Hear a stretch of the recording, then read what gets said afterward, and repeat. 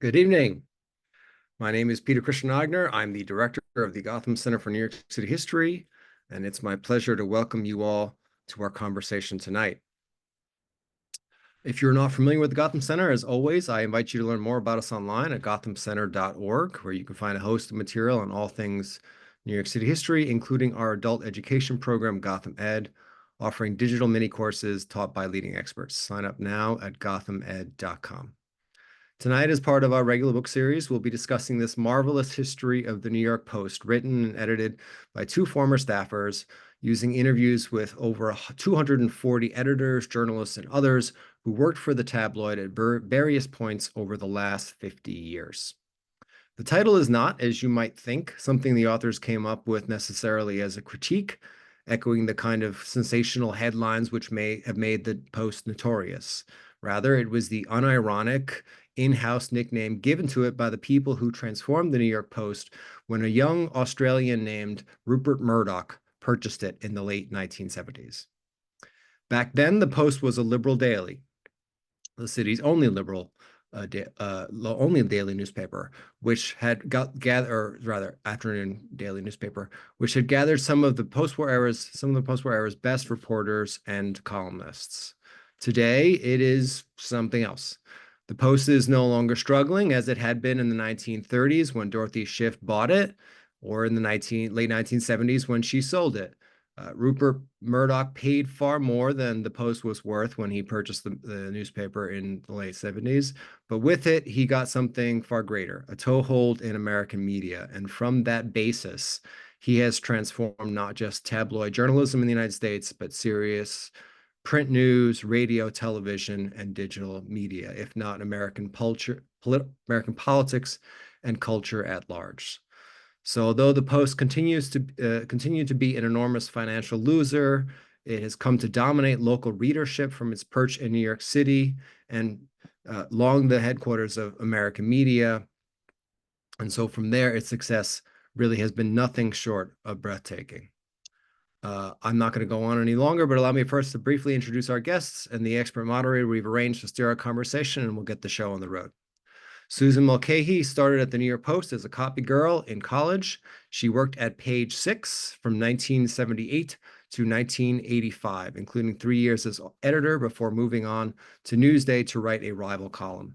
She has written for The New Yorker and The New York Times and has published 3 books, as well as founding the entertainment division at Starwave, Microsoft co-founder Paul Allen's early internet venture. Frank DiGiacomo worked as a Page Six freelancer in the late 1980s and became an editor of the column from 1991 to 1993.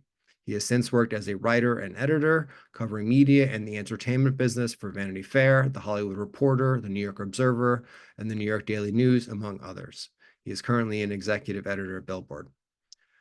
Mike Giaccarino is a staff editor at the National Enquirer and New York City-based journalist whose work has appeared in the Daily News, Fox, the Press of Atlantic City, the Jersey Journal of Jersey City, the Asbury Park Press, and the Week magazine. He is also the author of America's Last Great Newspaper War, The Death of Print in a Two-Tabloid Town, which recounts the fight between the New York Daily News and the New York Post in the age of digital media. So I'm extremely pleased to welcome all our guests. This evening, as usual, we've disabled the chat and hand-raising functions in Zoom out of respect to the speakers. So if you have a question, please use the Q&A icon at the bottom of your screen. With that, I hope you'll help join me in welcoming our guests with the usual silent applause.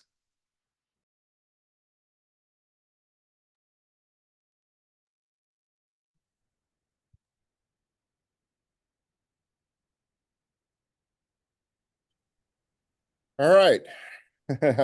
Congratulations, Frank, Susan, on this wonderful book. I read it. I really, really enjoyed it. It's rollicking. It's extraordinary. It's hard to believe at points that this is the work culture at some place that you could go and get paid.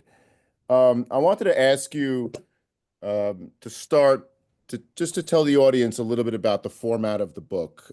This is an oral history. Can you tell me what that means and why you chose that format and how it played out on the pages that you've published? Well, we really wanted to capture, like, there's so many stories about the Post, And a lot of them emerged over the years from this giant email list that Myron Reshetsky, who was a head city desk assistant at the Post, put together. People, somebody would die and they'd tell these outrageous stories, and they were told in their voices, and their voices are so terrific that we wanted, rather than writing prose, to capture those voices, because these people, they're newspaper reporters and writers, and they're good storytellers. So that seemed like the best way to do it. Also, Yeah. we got some outside voices too. So, I mean, would you agree with that, Frank? Or Yeah, I was gonna also say that, because the Post is such a polarizing media entity, I think we also wanted to present a really wide spectrum of sort of opinions rather than just sort of look at a very singular viewpoint. And what we got surprised us in a lot of ways. It's great. Just for the audience who haven't seen it yet, the way it plays out is a little topic appears in a paragraph form about, it could be about Murdoch purchasing the paper, and then there are the memories of maybe a dozen or a half dozen people who talked about his arrival in the newsroom from their recollections, and that's how it plays out page after page, and it's great. It's really it's interesting. It's novel way to approach it. I'm curious. Like, tell me about Murdoch himself, because he's such a towering figure in the postmodern history. Uh, did your impression of him change at all in writing this? And what did you think of him coming to the material? And how did your opinion evolve, if it did at all? Susan, well, get that. yeah, I have overall my opinion of Murdoch, because of what his form of journalism has done to our country, is fairly negative, and it actually improved in reporting the book, which surprised me personally, because so many people talked about his work ethic, which I did witness. Like he went in the late 70s, he bought the paper in 76 and took over in early 77. He would sometimes run the newsroom. He'd be in there writing a headline or, editing a story. And he would come in at 5 o'clock in the morning sometimes. I mean, the guy works really hard. So enough people mentioned that, and that also he loves newspapers. So there were positive things to be said about him that I'd kind of discounted, because I find the Post national political coverage fairly terrifying. But it did change as the book went on. I think we really give a balanced portrait of him. There's good and there's bad. I mean, he can be very cruel, and we have several examples of that.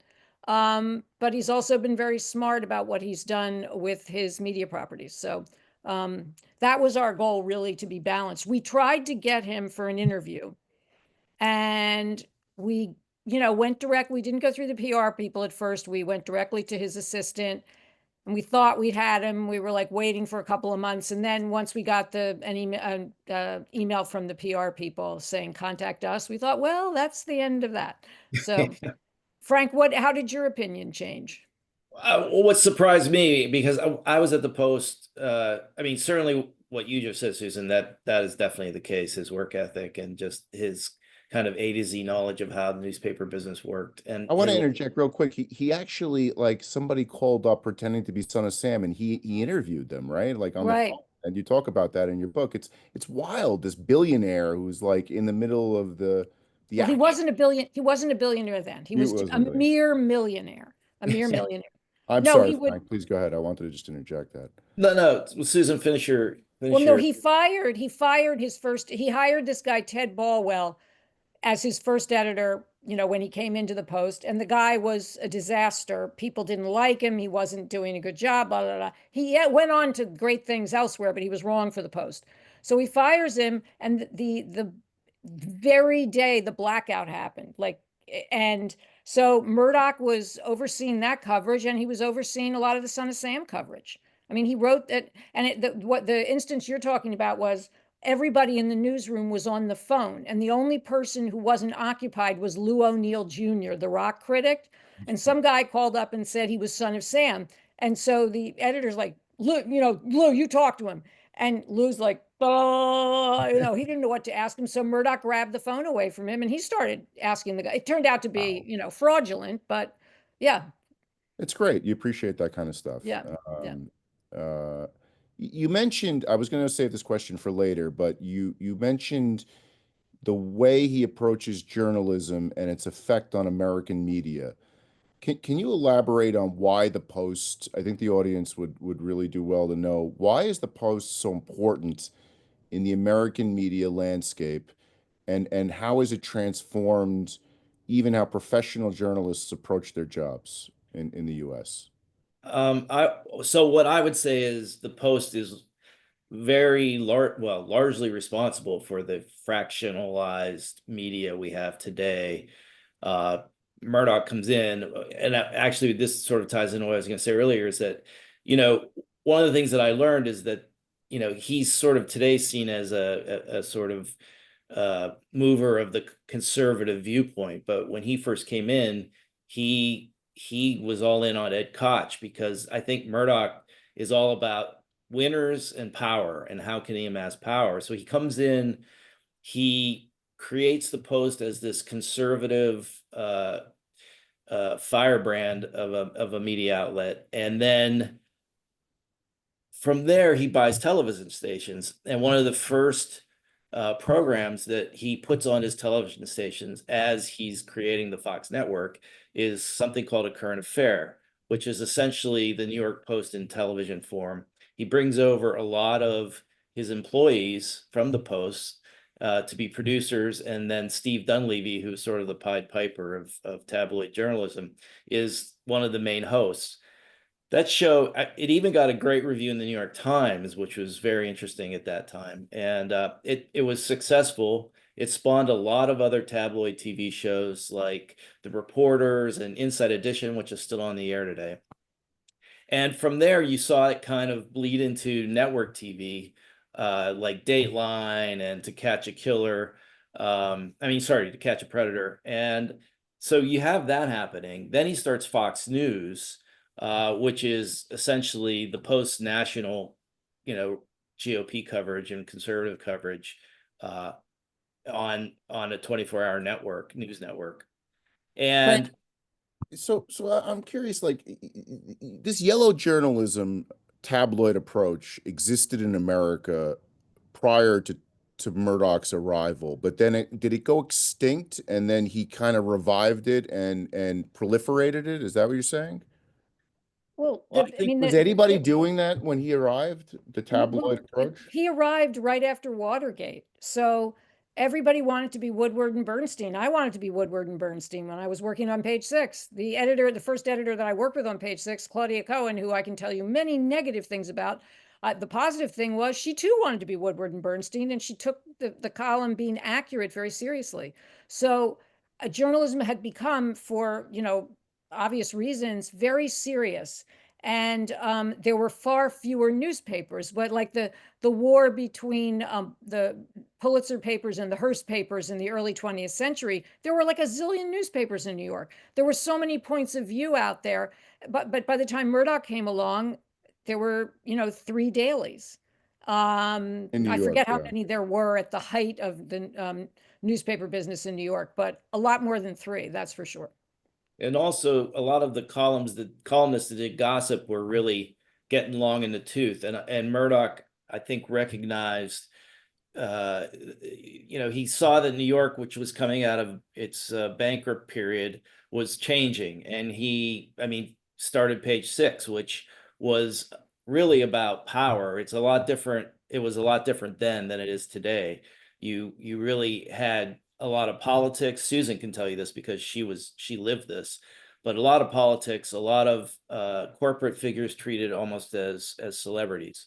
So I think he modernized it, and the one thing Murdoch does have is this amazing sense for both the high and low, right? And he showed it in Australia and Fleet Street, and now here with the Post.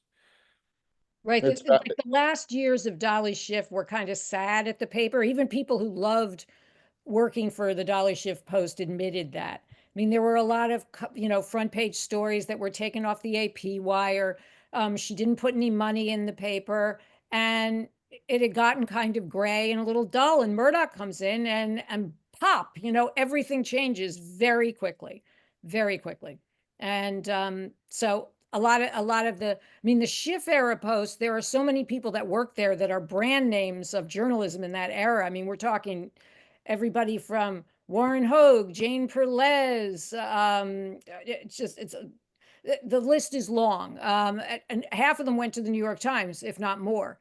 Anna Quinlan, I mean, Frank Rich, Nora Frank Ephron. Rich, yeah. Frank, it's a long list. And most of them left because they didn't like what they saw that was happening, which was stories were getting shorter, stories were being written to fit the headlines, and in some cases, quotes were being made up, and people's names were being put on stories that they didn't write. So a lot of those reporters left. I like your explanation that this type of journalism existed, you know, in the 1920s between Hearst and Pulitzer, but it sort of faded away, and journalism becomes sort of ponderous by the time Murdoch arrived, and he exported the Fleet Street tabloid mania back to America, and you could see, as Frank said, its effects over the American media landscape. Tell me, you know, the most, thinking about essential facets of the Post, you touched on page 6, right? The headlines are synonymous with the paper, and this is really where you see that tabloid mentality. How do they come up with these things on a daily basis? Like, tell me about the mechanics of what he did to the headlines and Murdoch, and how it's done today. Well, there are copy editors working there today that were there in the 70s. So, and I think that they have taught, you know, other generations how to do it. The headlines really work best in the print edition because online everything is all about keywords. But you can have real fun with the print edition, and it's a competition with the copy editors. You know, a big story comes in and they'll throw around a lot of ideas, and some of the best ones don't get in the paper. A couple of my favorites were there's a guy named Wayne Darwin, who was one of he later went into tabloid TV, but he was one of the great headline writers. And there was a situation in Williamsburg and Brooklyn where the marathon was about to come through, and everybody in Williamsburg were really annoyed that the roads hadn't been properly paved. So a lot of the Hasids in Brooklyn were going to stand in the middle of the street and hold up the marathon. And a couple of Wayne's headlines, one was Yidlock, and then another one was Dukes of Hasid. And they did not get in the paper, but he got like a newsroom round of applause. And so people would, I mean, the Post is still doing it. There was a great headline when the Eric Adams story broke a couple of months ago, which was Grand Theft Ottoman. I mean, they're still doing it. That's one thing you cannot take away. You can disagree with a lot of things in the Post, but you cannot take away their ability to create. Oh, they're great. Headless body found in topless bar. It's just, Yeah. it's amazing. I remember the day that, Sorry. I remember the day that the heiress, the Hilton heiress, Paris Hilton, was released from jail, and it was not VE Day or whatever for victory in Europe. It was VD Day. Bimbos around the world rejoice. It's just great. It's great stuff. It's really, really well done. What were you gonna say, Frank? No, I was just gonna cite another headline. Yeah, tell me your favorites. That's really well, the ones that don't make it. There was a woman who was taken to the roof of a violinist taken to the roof of the Metropolitan Opera and thrown into a shaftway and died. And they were considering Fiddler off the roof. They were seriously considering it. Yeah. Oh, why did they do it? That's awesome. Yeah, well, and then it was too far even for the Post. There were several. What was the Father Ritter one that didn't get in? Covenant House was so Covenant House scandal back in the 90s when Father Bruce Ritter was running Covenant House, which is a sort of shelter for homeless teens. And it turned, the Post broke this and probably should have won a Pulitzer Prize for it, but they broke that he was having essentially an affair with a male prostitute who was there named Kevin Kite, and the headline that they wanted to that they were batting around was "Our Father who art in Kevin," and so that was that did not get in. No. I think I'm reassured that there is a bridge too far for the Post. That's interesting. I know several people we interviewed mentioned that story. Apparently, people knew, and I'd never heard it until we started doing the interviews for the book. People said, there's one headline, even the Post wouldn't run. And we're giving you examples of ones that didn't get in, but there's so many, like John Waters, the film director. We interviewed him, and he said his absolute, he loves the Post, is that he doesn't agree with the politics, but he likes many things about it. And his favorite headline was small, and it was inside, and it was when Ike Turner died. And the headline was, Ike beats Tina to death. Oh, no. Yes, he said he loved that. It's so witty. It's so witty. It's like a haiku. It's really it's tremendous.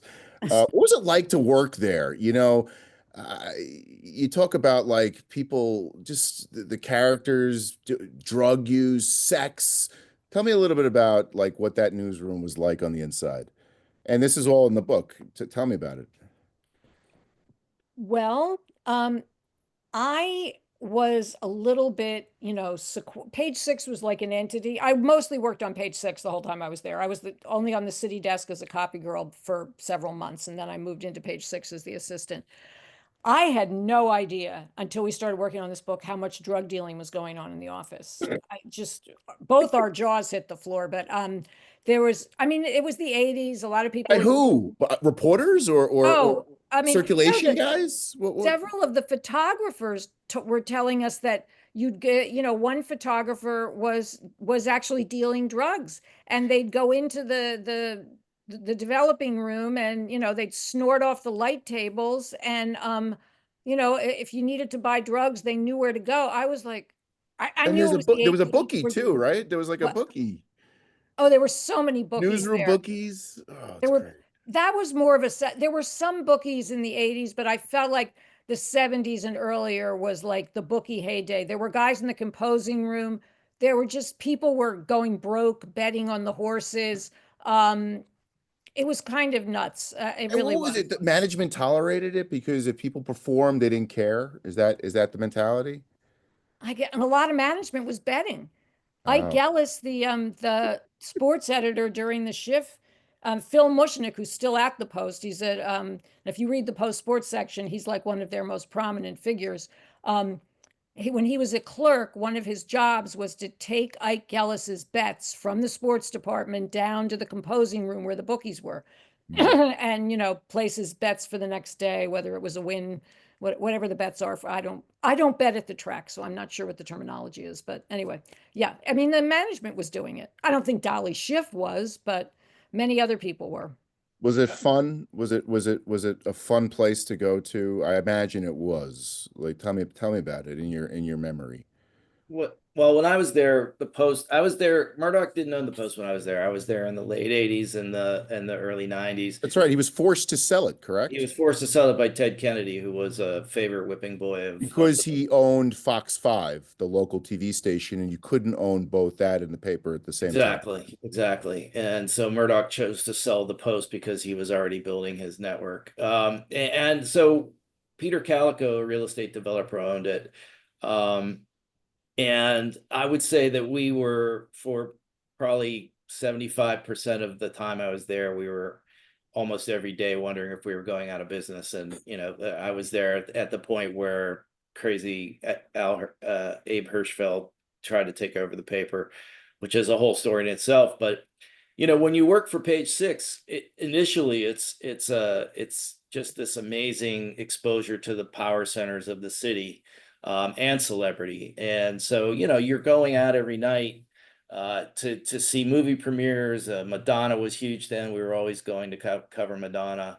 And for a while, it's fun. But after a while, the open bars and having to ask people difficult questions that they really aren't going to want to answer.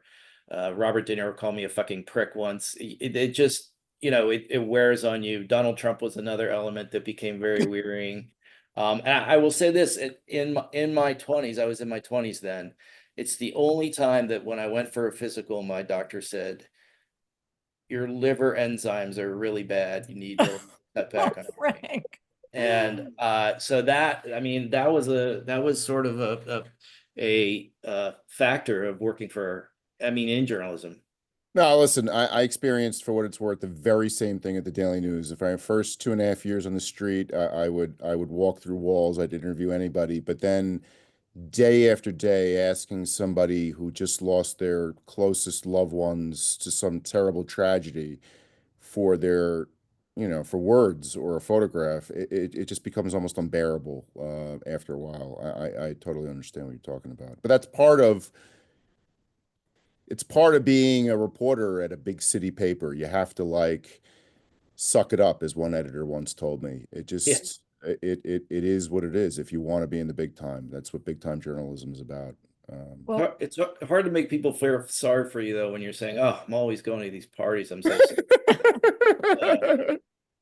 That's funny. it's so tough. It's so tough going to those parties. It really is. But there was one, Hal Goldenberg, who Frank interviewed, who's one of the photographers of the Post, who admitted and told us a lot about his drug use and what happened with him at the Post. He had been what you're talking about. He was always covering murders, and he just got this sort of shock after a long period of doing this, and he wanted to do something else. So he asked to be shifted to cover more social events. So he started covering the discos, which were very big in the 70s and 80s. And next thing you knew, he had a drug habit. So he got off covering all the dead bodies, The but he law of ended up, unintended consequences. There you go. Right. yes, exactly. Tell me about the newsroom personalities. Like you mentioned, other than Murdoch, Steve, you touched on Steve Dunleavy early. Tell me about Steve. I actually, I reported with Steve. He's such a colorful character. Why is he important at this era and this moment of New York City journalism?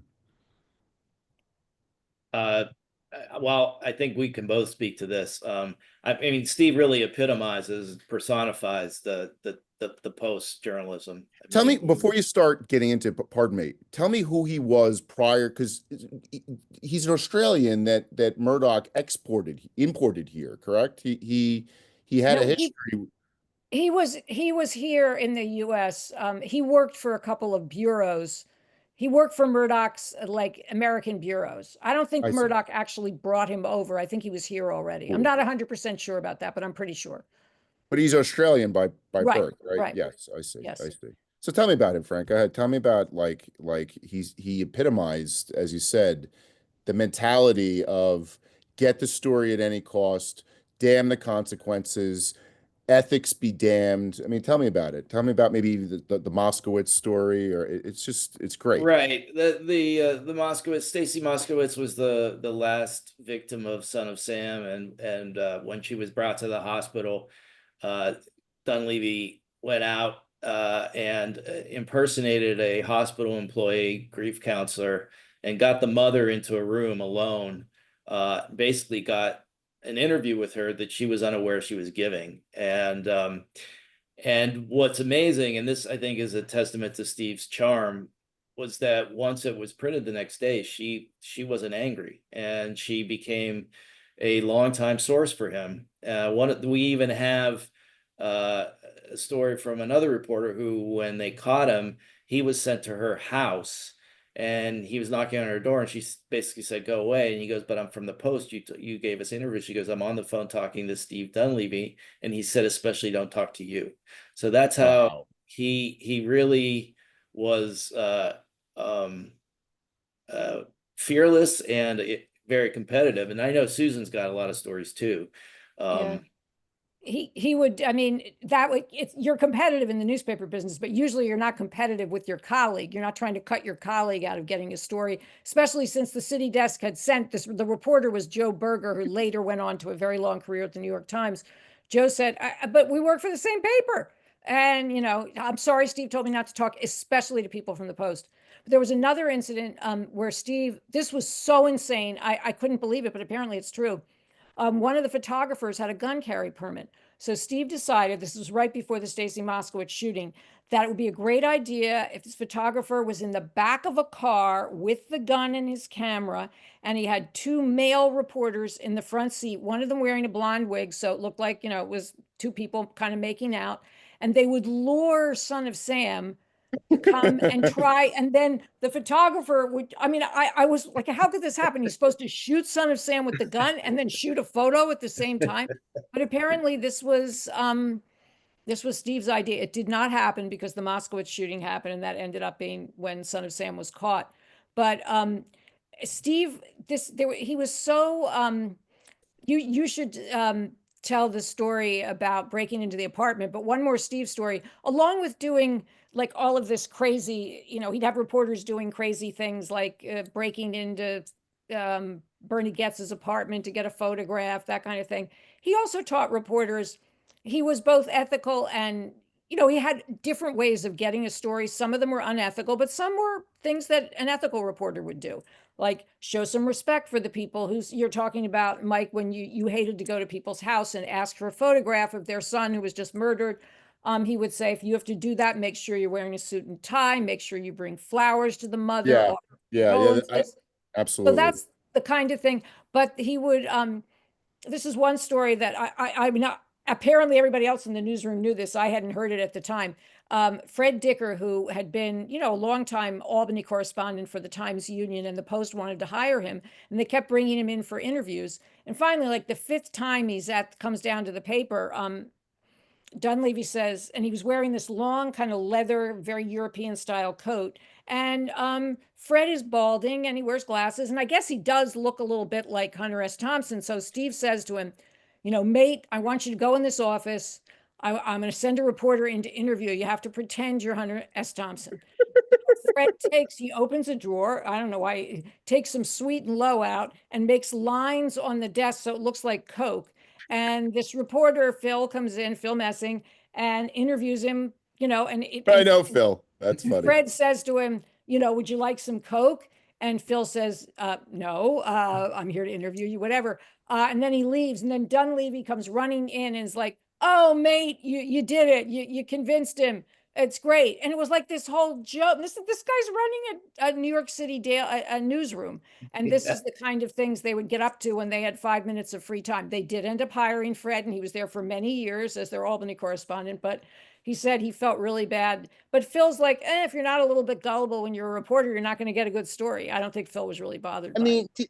Didn't people, so you're saying like, didn't this, I know when I was at the news and we were competed every day against the Post, it was do anything to get the story, including if you must get arrested, break into apartments. We did all sorts of nutty things to get the story because it just didn't matter. All that mattered was beating the Post. Did this exist before Murdoch, this mentality came and brought, his merry band of, people like Dunleavy to the newsroom? I mean, it's New York City. Or did he change it? Well, first of all, the Post was an afternoon paper when he bought it, and it stayed that way for probably 3 years. And he made it a morning to Daily go against the News news. started the Tonight edition, and then the Post went all day to compete with the Daily News, and in the morning and in the afternoon.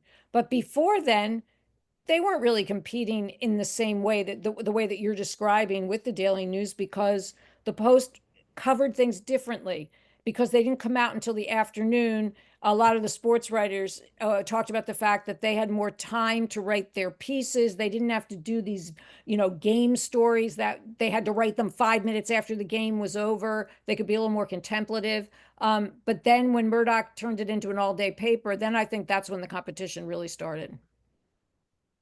I see. I want to And press. then, like, eventually it went to being really a morning paper. I But just that's wondered. later. No, it wasn't necessarily that. I was just wondering with the rivalry with the news. I was wondering if there was this intensity that existed before Murdoch came, or did he import that Fleet Street mentality when he arrived? That was sort of what I was. Definitely imported. He definitely imported. I mean, there were certain like crime and mob stories that the Shift Post did that the Murdoch Post also did, but we have someone saying that Murdoch and his lieutenants coming in was like Sid Vicious taking over the Philharmonic. So it was a very sort of drastic and brutal change of how the paper operated. I got to impress upon the audience, having worked with post reporters and post photographers, and this goes for my side as well with the news. If you want to spend time with characters like that you can't imagine actually exist in reality and are employed on a regular basis, then read this book, because there's so many colorful people. They're almost cartoonish. Like if you imagined, like if you were creating a tabloid newspaper, a fictional one, you couldn't come up with some of these people. I mean, are there anybody like other than Dunleavy who stands out in your Well, mind? there was a guy named Alan Whitney who's now dead, as is Dunleavy. And he actually held some fairly prominent positions in the newsroom. I think he was assistant managing editor, might have even been managing editor at one point. This guy, several people said they didn't know how he didn't end up in jail, even back then, way before Me Too. First of all, he was a total lunatic. He would wear devil horns. Sometimes he'd wear a cape and carry In a the office? trident. Devil Yeah. horns, yeah. And he had this whole thing with the copy girls. He'd scheduled the copy girls at night, and he wanted to spank them and to have them spank him on their birthdays. And he would also send them panties and interoffice mail. It was just astonishing. And when this finally was exposed to HR, he got like a 2-week suspension. I think he must have known some. I mean, we couldn't figure it out. I asked a The million Post has a people. human resources department? I would love to meet whoever runs that. When they finally found out about it, he got this suspension, but it was amazing how long it went on. It just, and some of the women that we talked to had a sense of humor about it. Like Amy Pagnozzi said, well, I saw one pair was La Perla. That's pretty expensive. I thought, well, if he wants to send me some La Perla, maybe I'll let him spank me. I don't know. But it just, the whole thing, he was a lunatic. And then there was, Frank, you should tell him about Vinny. Yeah, Vinny Musetto was he was an editor there. He ran the I don't know, basically the drama desk. Would you call it Well, that? he eventually he ended up in the drama department, but he was at the city desk for a long time. That's when he was doing a lot of the headlines. Yeah, he's credited with Headless Body and Topless Bar.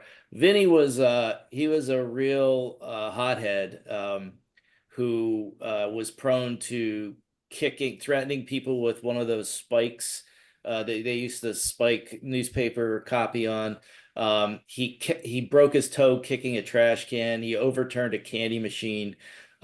He would actually, once the police had to escort him out because he would dated another number of women at the paper, but things always ended badly. He would take their bylines off stories if the relationship went sour. Sometimes he once dismantled a woman's chair because they were falling out. He was a real interesting guy, so to speak. Yeah, he was a wild man. Also, we should mention there is some dispute.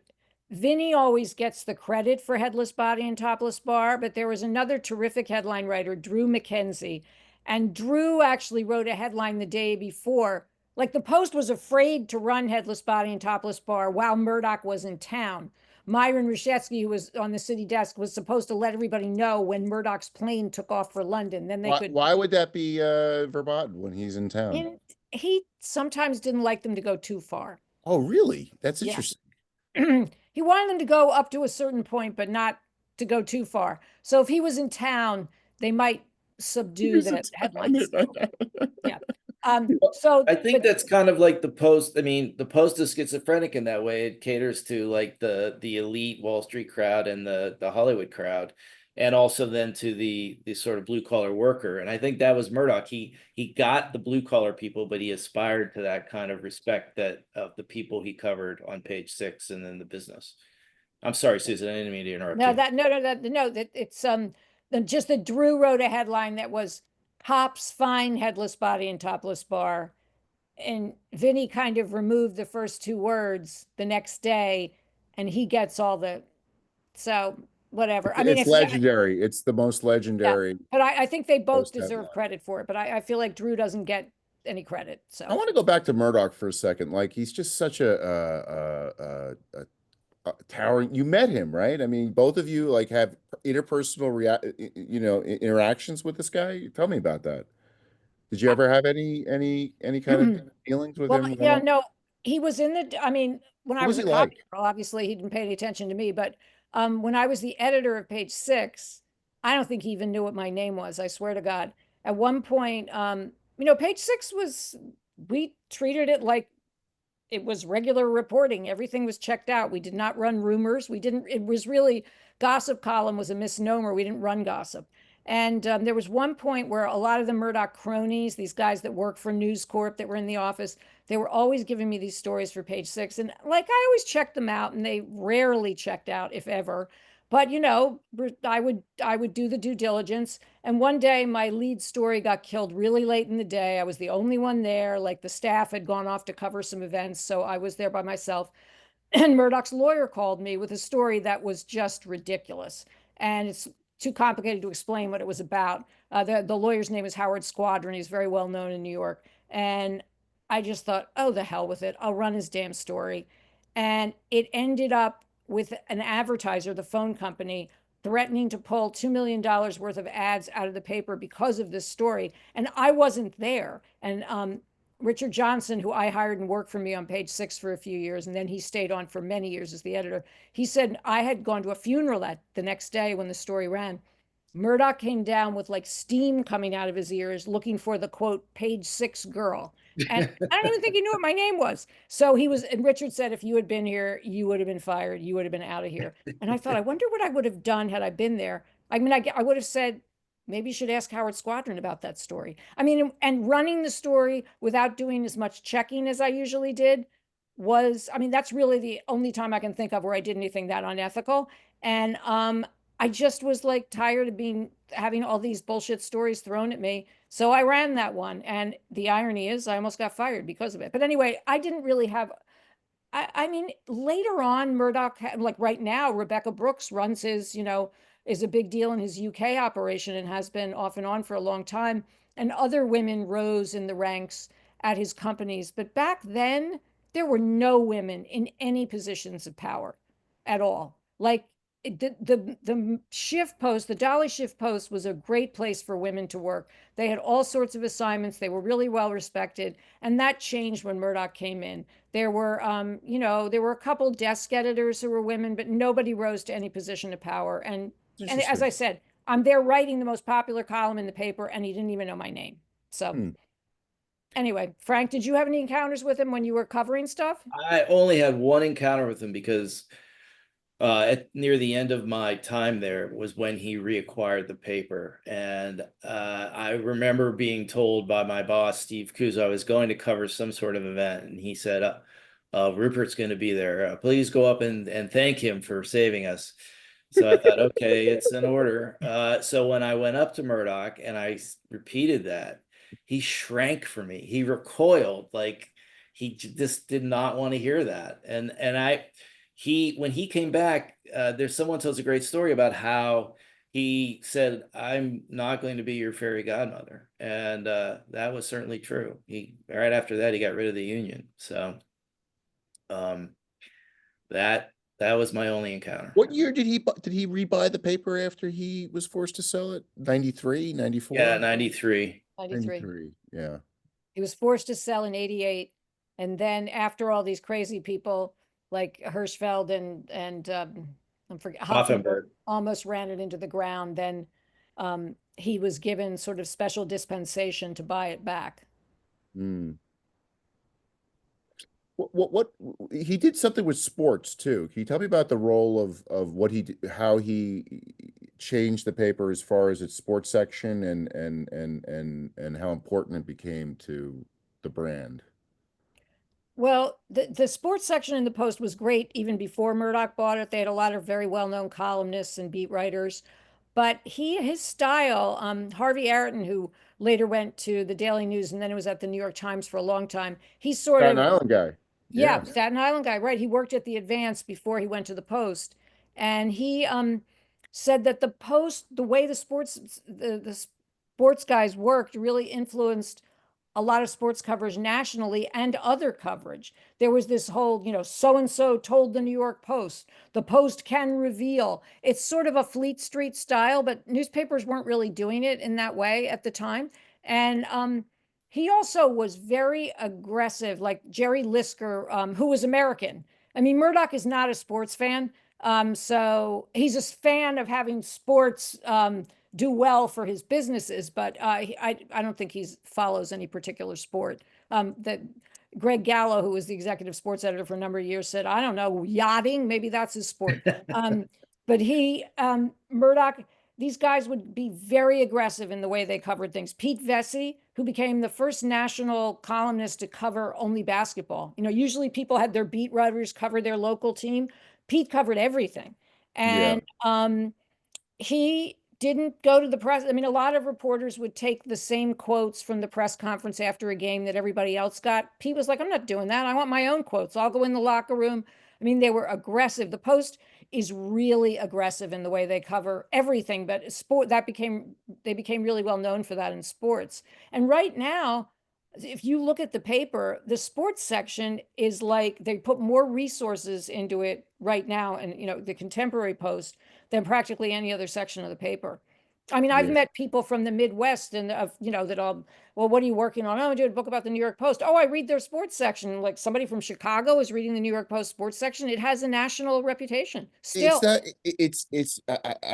Maybe I'm biased, but the reporters from the Post and the reporters from the Daily News are just better than when it comes to just scoops. And part of my job was to parachute into breaking news events nationally, to if a bridge collapse in Minneapolis or something like that, or a lion escapes from a cage at the San Francisco Zoo. And inevitably the Post would always be there. It was ridiculous. I could go anywhere in the country, Lincoln, Nebraska, when Jabba Chamberlain got a DWI, the Yankee pitcher, and then I would see the Post. It was uncanny. But because of the rivalry and the aggressiveness in that cauldron of competition, it just made us better. Like we would go cover these breaking news events, and we would just beat ABC, NBC routinely. And it was amazing how that aggressiveness between the two papers just made us better. And it really not just the sports section, but in their news coverage as well. I agree. Yeah. It made me a better reporter. Certainly did. There's a lot of fear-based stuff. Yes. Yeah, I mean, that's really what drove it, was you were afraid of getting fired, right? Right. I mean, if you get scooped too many times, you're gonna get canned. Yeah. Well, Cynthia Fagan talked about the fact that you'd be covering a murder or some other big story, and you could not leave before the Daily News guy. You could No, not, we would be on these endless stakeouts, endless. Yeah. I would be trapped in front of somebody's home for 14, 15 hours simply because the Post was there as well. And then the only way that I could leave was to go over and make a deal with the Post, right? I had to call my editor and get permission to make a deal. And then she would call her editor and say, all right, the News is willing to make a deal. Can we go home? And if both sides, agreed to this truce, we could both leave. And then, with the expectation that, the clock would start again the next day whenever you arrived. That's amazing. And it was just, you actually had to shake hands. And people had reputations. One time somebody violated the détente, the nightly, accord, went back to the scene, and then nobody ever trusted them again. And they were, forever trapped on 24-hour stakeouts. It sounds like that deal in World War I where they didn't shoot for one day and they celebrated Christmas. Yes, exactly. Yes, it was. Coming from local papers, I had never, I had like little rivalries, but I'd never experienced anything like, what the News and the Post, this existential Hatfield and McCoy war, right? And it's awesome. And you blend in all these cartoonish characters and the do anything at all costs to win attitude that was exported by Murdoch, and it's a great rollicking story that you guys have created. And I want to congratulate you. What do you for the readers, this is interesting. The Daily News lost the war. the paper is irrelevant at this point, and the Post won, right? This existential, fight is finally all but over in anything but name. Why did the Post win? Can you tell me a little bit about why were you able to finally, defeat, I've heard it called Murdoch's white whale. The Daily News was his white whale. For the audience, just as a point of reference, when he came, the Daily News had one of the largest circulations in America. I think it was like, I don't even want to fathom what it was, 3 million daily or 2.5 million daily. And the Post had a fraction of that. And Murdoch over the years slowly evened the score to the point where it was a coin flip on any day by the time I arrived in 2006. And now the Post has finally won. Tell me about that. How did they defeat the news? Well, I think a big part of it is just that Mark Zuckerman, who owned the news, just didn't he did not have the savvy of Murdoch in terms of running it. And then when he sold it to Alden, although I don't even know if he may have sold it to someone else before it was acquired by this hedge Yeah, fund. they destroyed the paper. They just essentially dismantled. They don't even have a newsroom at this point. I mean, No. I've had friends who worked there at that time, and it was pretty dismal. So that really was the last sort of straw. I mean, I think the other thing about Murdoch is he was willing to he stuck with that paper. He was willing to keep losing money on it. He spent us into oblivion. I mean, the Post would lose 25, $40 million a year. He did not care. He loved it, and he just was going to beat the news and become number one at all costs. And I think Carl Allen was also a factor. Yeah, he was awesome. Great editor. Yeah, great editor. I mean, also a very a shark. He was toxic a shark. editor as well. Yes. But yeah, I think he managed to get the paper circulation over 1 million again. Yeah, because when Murdoch first bought it, as you're saying, Mike, the Daily News circulation was way higher, but the Post immediately, and the funny thing is they were copying a Daily News game. They instituted Wingo, which was this game of dance, and they would get celebrities. I knew that Western civilization had come to an end when Rudolf Nureyev held up a Wingo card on the front page of the Post. But there was a great story. It's a game, by the way, for the audience that doesn't know. It was like one of those. Wingo was this game where, oh God, Frank actually did a lot of research into that because I couldn't remember. It was sort of like bingo. But also like a scratch off ticket kind of a deal. Right. Yeah. And then there was the Dalai Lama thing. Oh yeah. Tell me about that. What's that all about? So Charlie Carrillo, who's one of the funniest people on earth, and he's hilarious in this book. He would be sent out regularly to with a photographer to get someone like Nureyev to hold the card and be photographed. They sent him with Bob Kalfas, a photographer.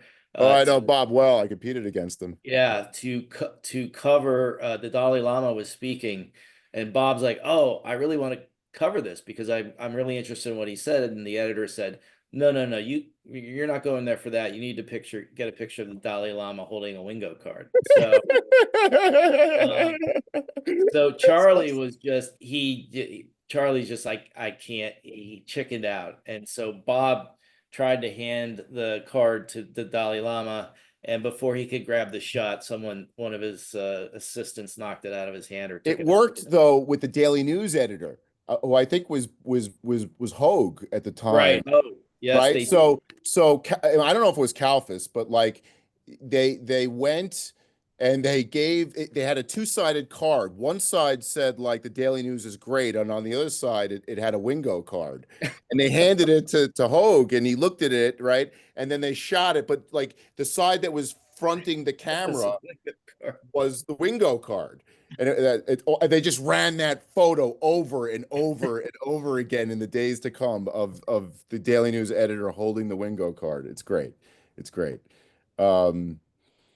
What's Murdoch is in an interesting place right now. He's receding. His kids are fighting over the empire. what's going to happen to the Post once he's gone? I mean, like he was willing to stomach, as I said. I should note that it finally turned a profit. I heard recently, for the first time in like forever, and like people were stunned when the CFO of the paper like revealed this, because they've just grown accustomed to him losing $50 million a year. He didn't give a damn. He just wanted to be tops in the only city that really counts. What's next for the Post when he's gone? Susan, you want to grab that? Well, there's some this situation in the courts out west involving the trust that he set up that was part of his Yep. divorce from his second wife, Like a Anna. real life succession. Right. And the irony is it was closed to the press until the New York Times managed to reveal a lot of the details. I think, just personally, and this is just my speculation, I don't think it will survive his death, because there will be infighting with the kids if the trust goes forward the way it, I mean, Lachlan Murdoch, Murdoch's oldest son, who's most alike in, he shares his father's conservative politics. If he ends up battling with his more liberal siblings, will they just shut the Post down? Will he want to? And I don't know. I think it could just get real messy. Frank, you may Really? Can disagree, you but imagine a world without Page Six? Is that possible? it's maybe they Well, can break page 6 out and have it be its own thing. I don't know. Oh, that would yeah, be a terrible they've shame. they've already sort of taken steps to sort of make it's a standalone brand. They have a studio for it. They've got Got its own website. yeah, and I think they've just started some sort of a Sirius XM channel. So Oh, yeah. I see Page Six surviving. But I would say this is, I don't know, without the kind of stewardship of a hard-nosed New York Post editor, I could see that being, I don't know. I hope the brand sort of stays What would on happen point. though? Like, I can't envision a New York City with a lame duck daily news that's neutered by Alden, right? And then the Post goes away. Who's going to cover, like, if there's a triple homicide in the Bronx, who's going to go? The Patch. Times? The Times? No, the Times would show up like 6 hours later. Yeah. Like, we would be there within 5 minutes. We had people in radio cars, both sides, listening to the scanner, and the Times would show up like, 6 hours later. They don't cover crime in New York or politics the way that they don't cover New York. Right. I Well, mean, I could see the Post being sold. Yeah, maybe they would sell it. I don't know. Who knows? Maybe the kids would keep it. I just have never gotten the impression, and mind you, I don't personally know any of the kids, but from what interviews I've read, I don't get the impression that they're madly in love with print newspapers. Like their Yeah. father is. He loves newspapers. And that, as I was saying when we first started this conversation, that's one of the really positive things about him, because there aren't that many people that are enamored of print newspapers at this point, and he is. But unless the kids, if it is profitable and there's a way to continue to make it profitable, then maybe it stays alive. But given the battle over its politics, I don't know. Listen, we have 2 minutes left. I want to congratulate you guys again. It's not only is it an important work that explains the current state of American media, tracing its origins back to the New York Post and everything that it's become over the last 40 years, but like it's just a fun read. Where can you go to work and like there's people having sex on the tables and doing lines off like chairs and like, get me rewrite. It's awesome. I must tell you, the Daily News was far more buttoned down. It was a different newsroom, but really cool, and it's a fun read, and I encourage people to take you up on it. Thank Any you. any last thoughts that you guys want to share in the last minute or two? Frank, any last thoughts? No, I thought your questions were great. So Yeah, no, really, I think you covered the waterfront there. So thank you. All right, great. I appreciate it. I agree, Mike. We'll remind everybody watching, this is your moment now to send in your questions. So punch that Q&A icon at the bottom of the screen. We've already got a bunch in queue, and we'll try to get through as many as we can. So we already had a bunch of conversation about the greatest sports section in the city, as one as one commentator writes in. Another anonymous question: reporters at other outlets tend to try to cultivate an audience on social media. Post reporters seem to have zero social media presence. Is that intentional? Do you all have any sense of that? I, Frank, I don't really know that to be true. Yeah, that's not something. I mean, what's interesting maybe is the one place that Murdoch is really, his love of newspapers is sort of a blind spot with the digital age. I can't speak to how that affects his reporters, except that I do know reporters. I mean, at most media outlets now, it's very hard to express your opinion if it's not in line with the media outlet that you represent. So I could see where working for the Post might be difficult, in terms of if you don't agree with its politics, or maybe even if you do agree, that could be an issue. But Murdoch, really, the one place he just completely fell down was the digital age, and he is He bought MySpace, didn't he? At one point, that was yeah, exactly. He terrible. lost like Failed. almost $600 million on it. Yeah. And I a mean, lot of people we talked to just could not understand why they weren't able to make page 6, a digital page 6, sort of a pioneer of the, essentially, all of the internet is gossip now. I mean, page 6 could have gotten out there ahead of the curve and really sort of owned that for at least a little while. It's I ceded mean, I a there is, don't lot of think it's ground to not. the Daily Mail. It really Yeah, has. well, and also the Post website, if I want to search something in the Post, I search it on Google because their search function, I'll do, whatever the topic is, New York Post, because their search function is terrible. I mean, and the website kind of jumps around. So does the Daily Mail, is a terrible website. But I don't know why their website doesn't function better, but it doesn't. At least, I mean, I think that they have a huge digital audience, but it's not the best website. and there's kind of this tension that hovers over some of the analysis of Murdoch.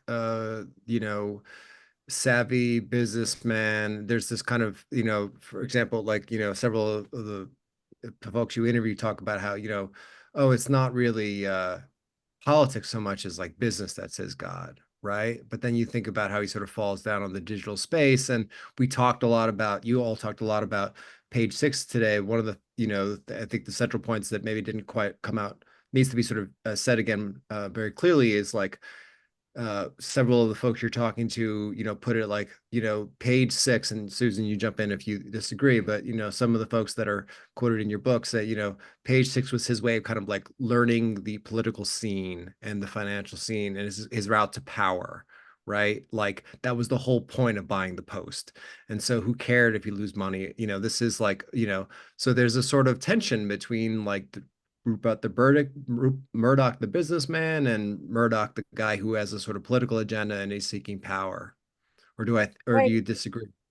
No, but I think Murdoch, Frank spoke earlier, the fact that Murdoch, when he first came to the Post, the first candidate that he really pushed in the paper was Ed Koch, who was a liberal.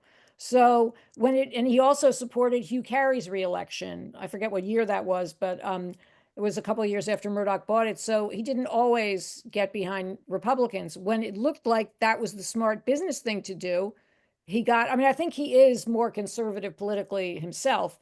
He's certainly not a liberal at this point, although apparently he was in college. He was a bit of a socialist in college, but Wow, really? so you have the way he goes about helping to elect Ed Koch is he does things that haven't been seen since the days of the great press barons in the early 20th century.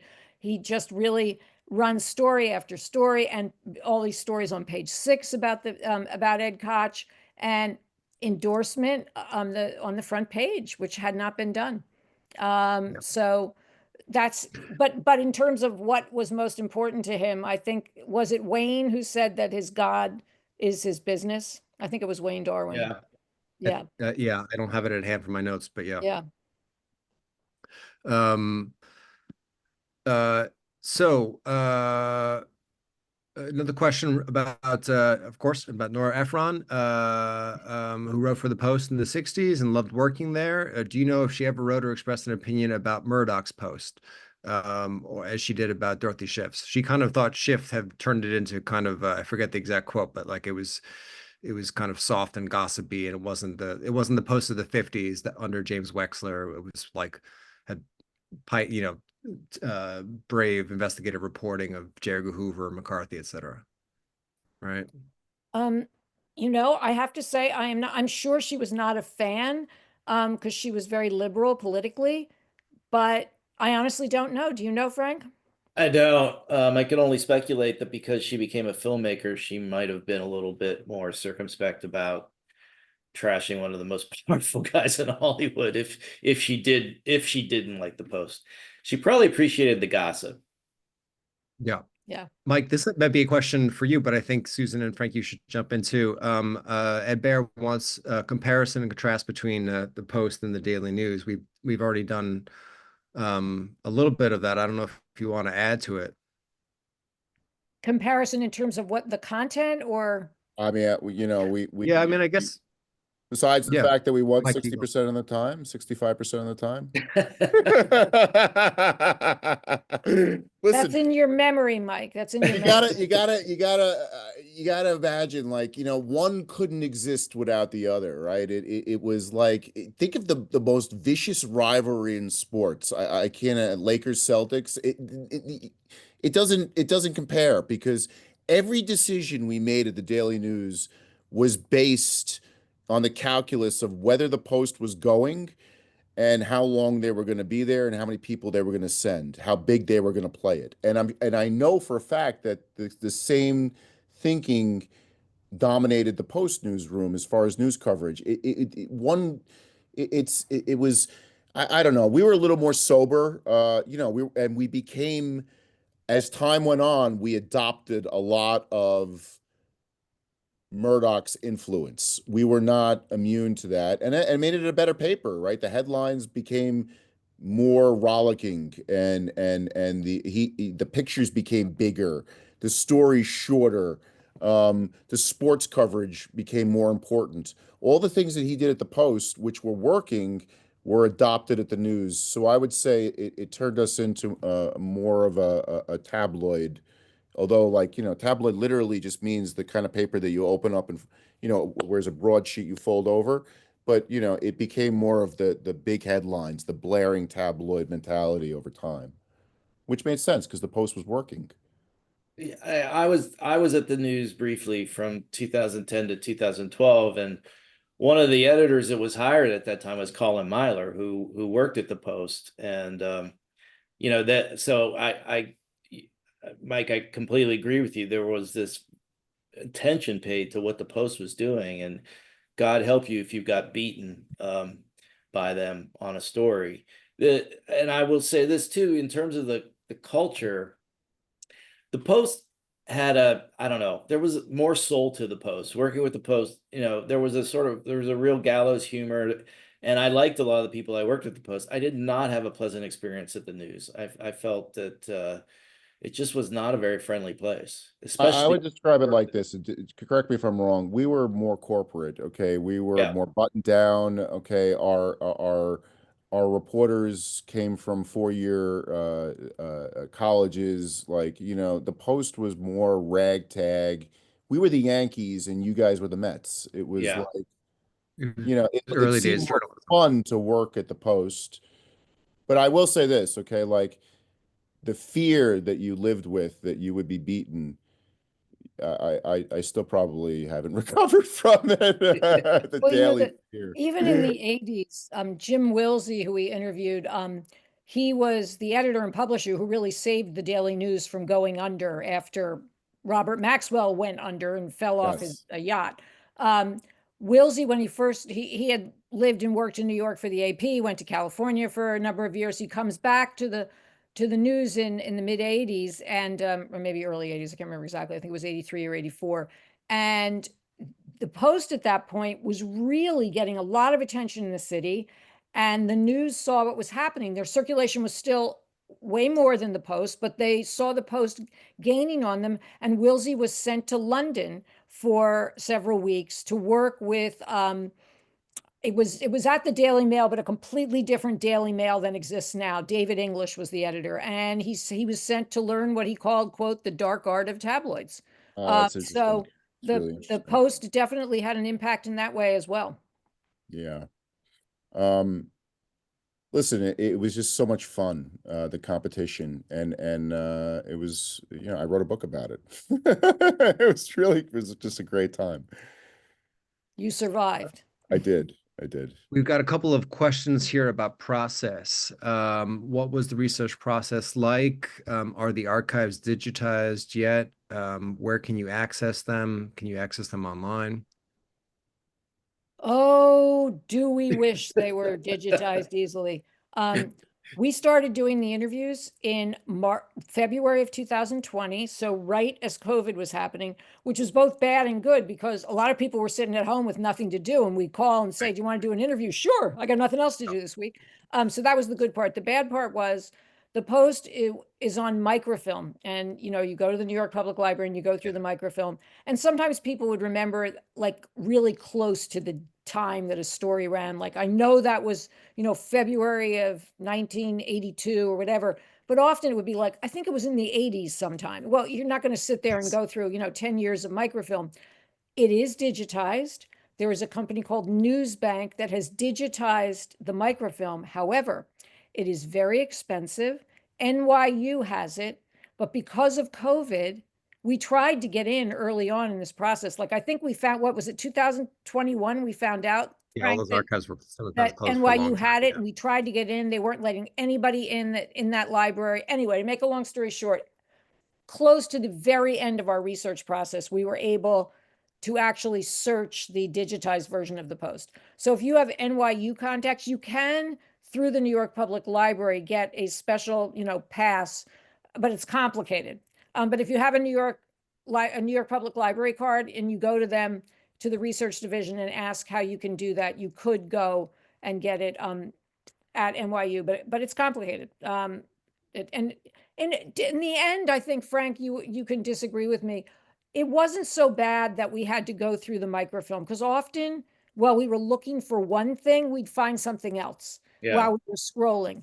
So I felt like having access to both the microfilm and the digitized version would have been the ideal way to do it. But yeah, and to that point, one of the things that we really wanted to do was, because people's memories, about stuff that happened 20, 30 years ago can be faulty. If they told us about a story, we looked for it. And if we couldn't find it, we, in a lot of cases, omitted that story.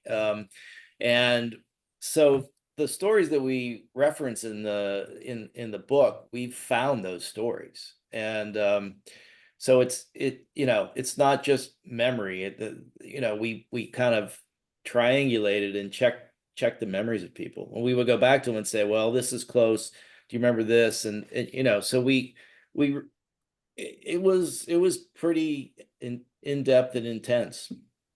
yeah, and there were certain things, like one person, I'm forgetting who it was, told us a story about a murder where the body was, I'm kind of extrapolating here, was like stuffed in a trash can or something. It was actually stuffed under someplace else. And so when we actually went and found the story, we were, by searching, because we couldn't find it in the microfilm, we were able to correct that. So we used it, and it was, the story was like 90% accurate. It just had the body in a different place than it was. So, there were cases where, the Post had so many editions. In the early 80s, they had 8 editions a day. And sometimes the story would change from one edition to another, or it might not, it might have been in like the Queen's edition and it was never put into microfilm. So there were some instances where there were maybe like 3 in the whole book where somebody's like, I know this happened. I'm going to tell you it was in the Queen's edition. I can blah, blah, blah, blah, blah. And like but it was very few. I mean, we really found 99.9% of the stories where we didn't use the anecdote. There's a basic question that came in here that I'm not quite sure you answered when Mike asked about why you chose this sort of format. The question is, why write the book at all? I'm not sure that you answered that in the first question. No, What actually, was it was it? on my list. I didn't get to it. You know, what made you take on this project? It's a great. I can imagine, right? It's a great story. Yeah, well, look, Murdoch uh, is, I mean, Murdoch is not interested in the post past. He's sort of this shark-like creature that's always moving forward. And I mean, Susan has her own sort of part of this story to tell because she was the one who came up with the idea for this book. But when I was at Vanity Fair, when I was at the Post, I just would hear these insane stories all the time. You know, when people would go to bars and they would tell the stories about, and This is you like comics talking about some of the like crazy days at the old clubs, you know? exactly, and you're looking at what is, you know, allegedly the oldest continuously published newspaper in the United States, and you know, it just, and in my first, when I was at Vanity Fair, the first piece I did was an oral history of Page Six, and it just got a lot of response, and it was a lot of work, but it was a lot of fun. And so when Susan, who I'll let tell the prequel to this, but when she said, "Hey, do you want to do this?" I was like, "Yeah, I'm all in." Well, I think also it was what we were talking about earlier. The Post is not just this compilation of great, wild, crazy stories. There are two. When we've been promoting the book, we want to be sure that we show both sides of what the book contains and why we did this. One is the stories are unbelievable and the characters are just wild. That's one part of it. The other part of it is it has had this massively huge impact in American media and in politics. And we are living in this media world that is so divisive right now. There's no other way to describe it. And it all stems from the New York Post because the Post is the foundation of Murdoch's empire. So those are the two things that we really wanted to get across. I mean, part of this was, there's just so many great stories, and Post Nation, the email list that I was telling you about. So people were share these stories in there. I'm like, somebody's got to capture these. And so that was a huge part of it. But really, the influence the Post has had is so enormous. Like when you look at cable news now, not just Fox, but even though MSNBC is, much more reliably reported, they too are coming just from there's no more shared truth. It's this way or that way. Exactly. There's no Walter Cronkite. It's one extreme or the other. And most of them are, you know, both MSNBC and Fox News and CNN to some, they're essentially preaching to the converted because you know, liberals aren't watching Fox News and conservatives aren't watching MSNBC. So that's why it's so hard to just determine like where is the sort of, as you said, the shared truth. Yeah. Well, I was very persuaded personally by your argument about, and I don't think that I had really kind of put it together in my mind, although I should have, that really the Post is where it sort of begins, right? And for that reason, I was emphasizing the point about what Page Six meant to him when he's sort of new to the country, stuff in Texas notwithstanding. Um, uh, it's really the book is really kind of wild. I kept on thinking back to like when I used to watch Succession, but it's I mean, and there is as Mike said, like there you read about the days of yellow journalism. You hear reporters in the mid-century kind of talk about the way it used to be before the professionalization of journalism, right? Um, but this does feel like a shift, and I don't know if that's only because of Murdoch. I mean, I imagine this is also about as you I think both are kind of implying, it's about this sort of chasing them, as Mike's book implies, sort of chasing down markets and the changing nature of media generally. Well, media has always gone through shifts. I mean, one of the people that we interviewed a lot of people from outside the Post, along with people that worked at the Post. And Nick Pileggi was one of the people that we spoke with, who, you know, is a well-known author, screenwriter, mob expert, et cetera. And he worked at New York Magazine when Murdoch first bought the Post, and then quickly bought the Village Voice and New York Magazine. And Nick was a police reporter for the AP. Prior to that. And he said when he was a police reporter, when you'd go to cover a crime scene, nobody had a college education. These guys, half of them their uncle was a cop, or their father was a cop, or their brother was a fireman. It was part of their culture. And then he said Watergate changed everything. All of a sudden you'd go to a big car crash where, you know, 10 people, whatever, and it would be guys that didn't know anybody. It wasn't part of their language, their lingo. It was a completely foreign world because they'd gone to Harvard. And so that was a big change in journalism. Watergate, as I was saying earlier, like everybody wanted to be Woodward and Bernstein, except for Steve Dunleavy. Well, and that sort of rising of the post-industrial class, and Right. you know, yeah, the professionalization. There's a quote, okay, from Generoso Pope, who owned the National Enquirer, that American journalists want to save the world, but good journalists from Britain and Australia just want to sell papers. And I think that he kind of imported that ethos, that idea, that in the post-Watergate world that was America at that moment. Right. Right. Right. Well, I can't emphasize enough, like, you want to spend, you know, however long it takes you to read the book with just incredible characters. These are people you want to spend time with, these fun people that you describe and document for history. I mean, it's really extraordinary. I remember an anecdote about Carl Allen. Like, he would take an iPad down to Langan's and finish editing the paper at 6 o'clock, 6:30 over beers, and whatever, with the iPad or whatever the precursor was at the time. And he would, as the night went on, his instructions to the city desk would become more and more incoherent. So finally, like, they had no idea what he was trying to. They would try to decipher his drunken instructions, and he fired one guy in this state. And then the following morning, he came in and he's like, you know, where's so and so? And you're like, oh, you fired him last night. It's just a great tale. I'm glad you got it down. It's a great slice of New York history. Thank you. Thanks. agreed. Your intuition was spot on, Susan. It's for a book this long. It is it's almost thrillingly engaging, and it's so good that I mean, I think you did a service in recording it. And I will echo a bunch of the comments we got from listeners here, that, you know, I didn't think that I was going to have a lot of fun learning about the history of the New York Post, but I did have a lot of fun learning about the history of the New York Post. So I want to congratulate you both on the book, and encourage everybody to go out and buy it. We shared the discount code from Simon Schuster. Yeah, I want to say thanks for joining us tonight. Thanks for a great conversation. Mike, thanks for being a fantastic moderator.